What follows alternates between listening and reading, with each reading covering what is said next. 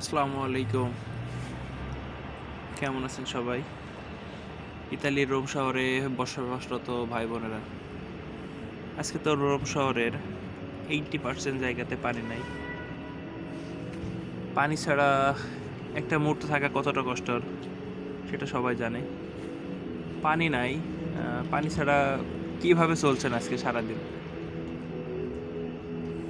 কারণ পানি ছাড়া বাসাবাড়িতে রান্না হয় না, পানি ছাড়া আপনি পানিও ব্যবহার করতে পারেন না, আরও তো ইত্যাদি আছে। সারাদিন পানি বাদে কিভাবে চললেন একটু কমেন্টে জানাবেন। আর বর্তমানে মালাতাস্তা মেট্রো সি এর পাশে 2টা পানির ট্যাঙ্কি দিছে। যদি কারোর এই মুহূর্তে পানি প্রয়োজন হয় তাহলে আপনারা আসতে পারেন। এই যে দেখতে পাচ্ছেন, হ্যাঁ, মালাতাস্তা মেট্রোর ঠিক সামনে একটি পানির ট্যাঙ্কি আছে এবং অপর এই পাশে একটি পানির ট্যাঙ্কি আছে একটু ভিতরে। ওটা যদি কারোর পানির প্রয়োজন হয় তাহলে এখন এখানে আসতে পারেন, এসে পানি সংগ্রহ করতে পারেন। ধন্যবাদ সবাইকে।